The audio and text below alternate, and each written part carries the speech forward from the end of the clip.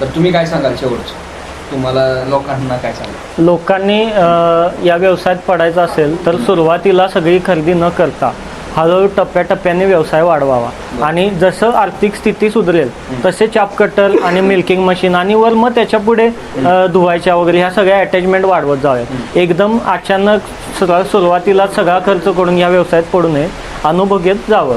Okay. सर्व्हिसला आम्ही आहेच. बाकी आणि आमचे जे सबस्क्रायबर आहेत ग्रेट महाराष्ट्र चॅनल बघणार आहेत त्यांनी जर आमचं नाव सांगितलं ग्रेट महाराष्ट्र चॅनलला व्हिडिओ बघितला तर तुम्ही काय डिस्काउंट द्याल का? 100% देऊ. शेतकरी मित्रांनो, तुम्हाला जर मिल्किंग मशीन खरेदी करायची असेल, खरंच चांगली आहे, शेतकऱ्यांनी पण सांगितले तर तुम्ही नक्कीच त्यांच्याकडे व्हिडिओमध्ये नंबर असेल, संपर्क साधा. आणि हा व्हिडिओ कसा वाटला ते कमेंटमध्ये नक्की कळवा. आणि तुम्ही कुठल्या भागातून आहात ते एकदा कमेंटमध्ये कळवा. आणि तुमच्या किती म्हशी आहेत, किती गाय आहेत हे पण सांगा. तर आपण बघूया की कोणाच्या जास्त म्हशी आहेत आणि कुठल्या भागातून जास्त. हा व्हिडिओ कसा वाटला ते नक्की कमेंटमध्ये सांगा. आणि तुम्ही वेळात वेळ काढून खूप छान मुलाखत दिली, त्याबद्दल तुमचं ग्रेट महाराष्ट्र चॅनलकडून धन्यवाद.